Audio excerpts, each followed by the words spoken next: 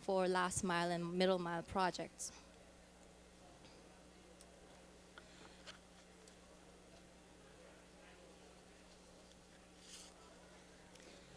So what you see on the screen, they have priorities. Basically, they want to have, they want to provide a choice of more than one service providers in rural communities and provide service to the highest proportion of the rural residents and projects that can commence immediately upon approval of the funding. And because Russ had a pre-existing program, there are current and former recipients of their program which had similar objectives as the Recovery Act program. So this link is a link to this database where they show all the current and previous funding recipients of the Russ programs pre-ARRA period. And the reason why I'm mentioning this database is because this is a place, one of the resources that you can use to identify who you can partner with in the US, because these companies who have done this under the same or similar objectives will have more knowledge in how what Russ programs are looking for and how these programs are administered in the past. So that will be a good indicator and a good lead for potential partnerships for Canadian companies and other companies as well. So I'm going to move on to the round one notice of funds availability, NOFA. So NOFA is the kind of like RFP in the government procurement world. So in July, NTIA and Russ announced the first joint NOFA for $4 billion. Under BTOP, they had $1.6 billion to spend, and under the BIP, $2.4 billion.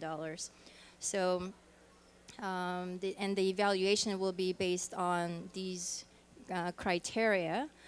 And for the NTIA program, there is a special emphasis on socially disadvantaged businesses under the project purpose and viability criteria. And also, I would like to emphasize the additional considerations in line with what I mentioned previously about bringing the benefit of the broadband beyond having some kind of pipeline built up.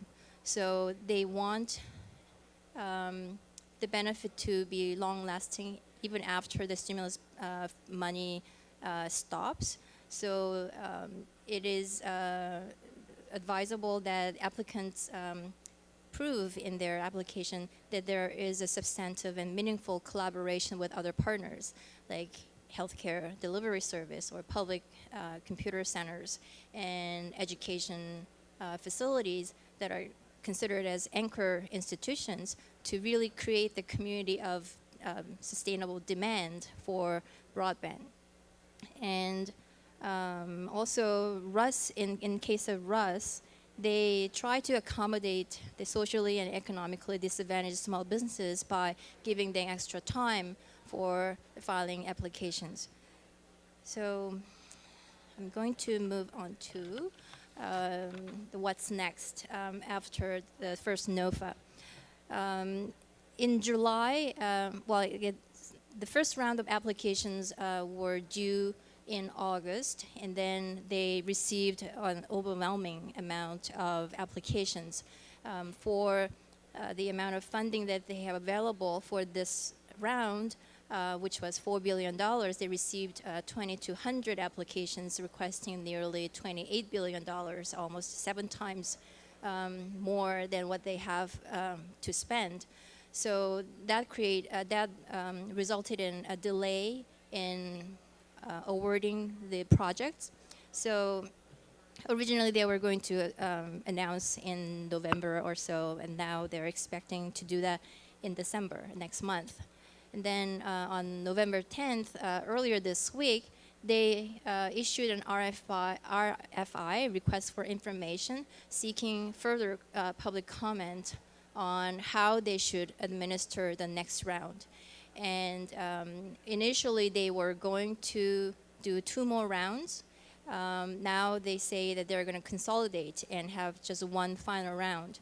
And if you do the math, under these 2 government agencies, they had 7.2 billion to disperse. And in the first round, they were going to disperse 4 billion. So there's only like a 3.2 billion left in their pot of money. And so I think Connie's going to go deeper into the RFI as part of her presentation. But the round 2, which is going to be the final NOFA, is expected in early 2010 now.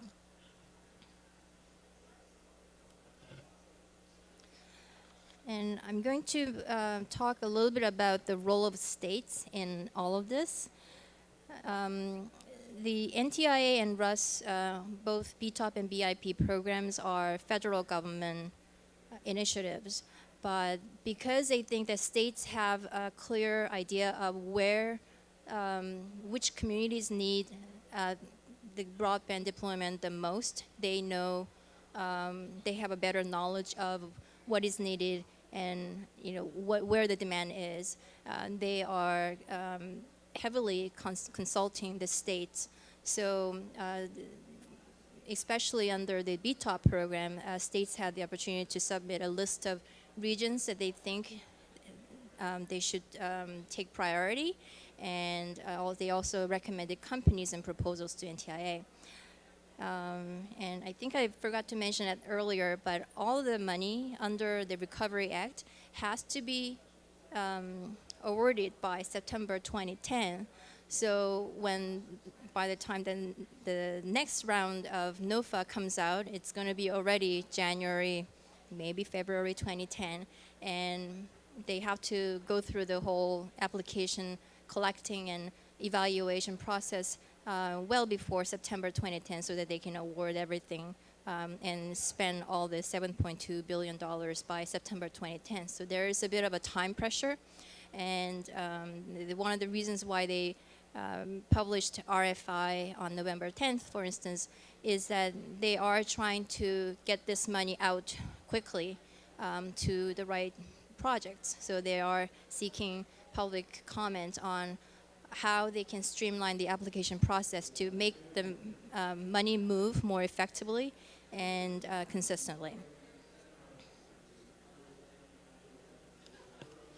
And one more thing about the role of the states is that under the BTOP program, there is a commitment to award at least 1 grant per state, state, territory, possession, and District of Columbia. So at least each state will at least have 1 grant awarded to them. And states are also eligible to apply themselves. So states can apply with their own projects, and then they can also subcontract out to other private entities later on if they win the funding.